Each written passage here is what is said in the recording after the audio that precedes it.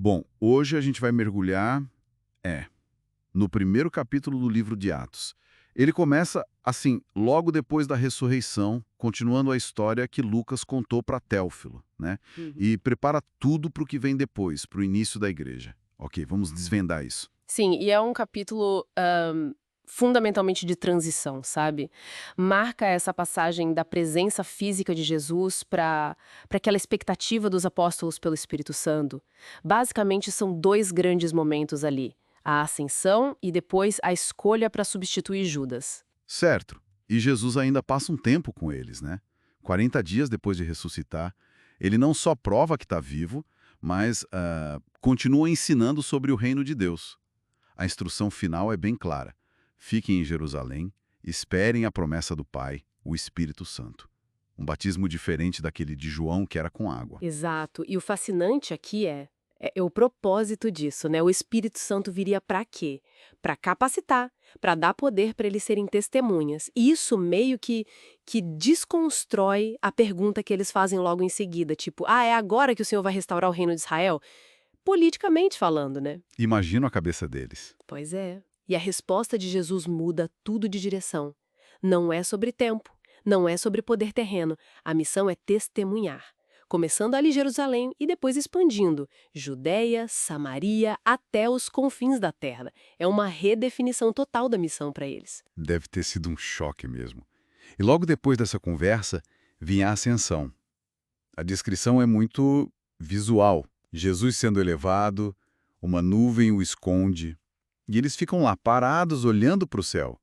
Até que do nada aparecem dois homens de branco Uhum. e mandam a real. Por que vocês estão aí parados olhando para o céu? Esse mesmo Jesus vai voltar do mesmo jeito que vocês viram ele subir. Uma baita confirmação e uma promessa, né? Exatamente. E com essa mensagem, eles voltam do Monte das Oliveiras para Jerusalém. Se reúnem no cenáculo, aquele quarto de cima, e o clima ali é de unidade, sabe? Oração constante.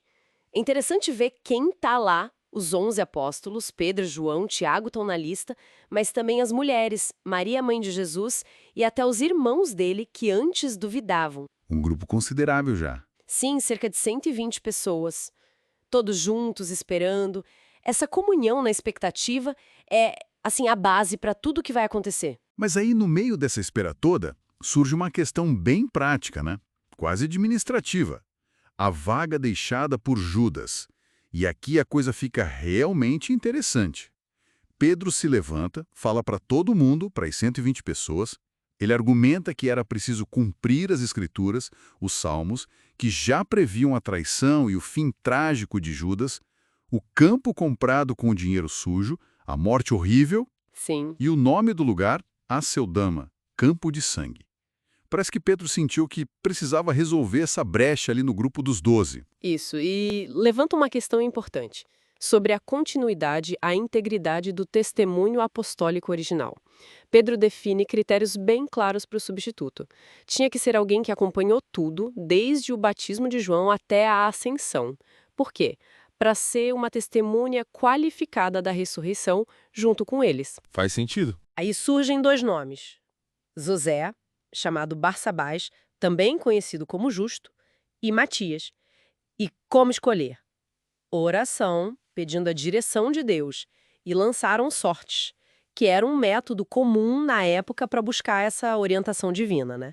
A sorte caiu em Matias, e aí ele foi contado com os 11, completando os 12 de novo. É um número forte, né? 12. Muito simbólico, ligado às tribos de Israel. Restabelece aquela fundação. Então, o que tudo isso significa? Esse capítulo 1 de Atos é essa dobradiça, né? Essencial. Jesus sobe aos céus, mas deixa a missão e a promessa de poder. Os apóstolos, agora 12 de novo, estão unidos, orando, esperando. A estrutura humana, digamos, está refeita com Matias, mas a dependência é total da ação divina prometida. É a calma antes da tempestade do Pentecoste. Exato. E fica talvez uma reflexão para quem nos ouve. Como essa dinâmica que a gente vê logo de cara em Atos 1, essa tensão para a estrutura, para a organização, com a escolha de Matias, e ao mesmo tempo essa dependência total do poder sobrenatural prometido, o Espírito Santo, como isso estabelece um padrão para a igreja dali para frente. Essa tensão, ou talvez essa parceria entre a organização humana e a capacitação divina, parece ser chave para entender como aquele grupo pequeno em Jerusalém ganhou o impulso para levar a mensagem até os confins da terra. Observar como esses dois elementos jogam juntos ao longo de Atos é fascinante.